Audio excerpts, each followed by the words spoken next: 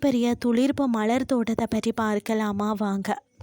Tulip மலர்களை நாம் திரைப்படங்களில் கண்டு ரசித்திருக்கிறோம், மகிழ்ந்திருக்கிறோம். துலிப் மலர்கள் மனதிற்கு மிகவும் மகிழ்ச்சி தருபவை. பல பல வண்ணங்களில் இவை பூக்கும்.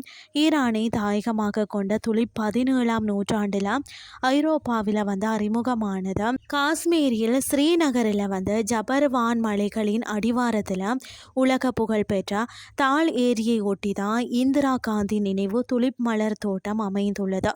இந்த துலிப் மலர் தோட்டம் முன்பு பார்த்தீங்கன்னா சிராஜ் பார்க் என்று அழைக்கப்பட்டது.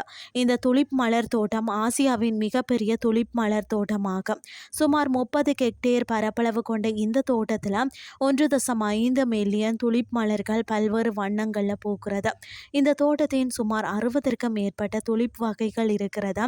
இந்த தோட்டத்தில் ஆண்டுதோறும் வசந்த காலத்தில் துலிப் திருவிழா நடைபெறுவது வழக்கம். இந்த அபூர்வமான வியக்க வைக்கும் வண்ணமிகு துலிப் மலர்களை கண்டு ரசிக்க உலகம் முழுவதும் பார்த்தீங்கன்னா இருந்து சுற்றுலா பயணிகள் வருகை தாரார்களாம். இந்த திருவிழாவில் சுற்றுலா பயணியரை கவரும் விதத்தில் தான் இசை மற்றும் கலாச்சார நிகழ்ச்சிகளை நடத்துவார்களாம்.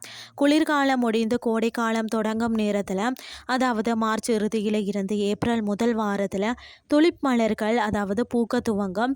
ஏப்ரல் மாதத்து முதல் 2 வாரங்கள் இங்கு துலிப் திருவிழாவை நடைபெறுமாம். துலிப் மலர்கள் குறுகிய காலத்திற்கு மட்டுமே பூக்கும் தன்மை கொண்டது. அதற்கு பிறகு பார்த்தீங்கன்னா துலிப் மலர்களை நாம் காணவே இயலாது. இதனால் துலிப் மலர்கள் பூக்கும் காலம் மட்டுமே இந்திரா காந்தி நினைவு துலிப் மலர் தோட்டம் பொதுமக்கள் பார்வைக்காக சுமார் 20 நாட்கள் மட்டுமே திறந்திருக்குமா. இந்த தோட்டமானது காலை 9 இருந்து மாலை 7 மணி வரை மட்டும் திறந்திருக்கும். துலிப் மலர் தோட்டம் ஸ்ரீநகர் விமான நிலையத்தில் இருந்து பார்த்தீங்கன்னா 22 கிலோமீட்டர் தொலைவிலையும், ஸ்ரீநகர் ரயில் நிலையத்தில் இருந்து 18 கிலோமீட்டர் தொலைவிலையும் அமைந்துள்ளது. வரும் ஏப்ரல் முதல் வாரத்தில் நீங்கள் ஸ்ரீநகர் சென்றால் இந்த துலிப் திருவிழாவை கண்டு ரசிக்கலாம். இன்றைய கிறிஸ்டி உங்களுக்கு பிரயோசனமாக அமைஞ்சிருக்கும்னு சொல்லி நானும் நம்புகிறேன். இதே மாதிரி மற்றொரு கிறிஸ்டின் வேலைக்கு உங்களை சந்திக்கிறேன். நன்றி.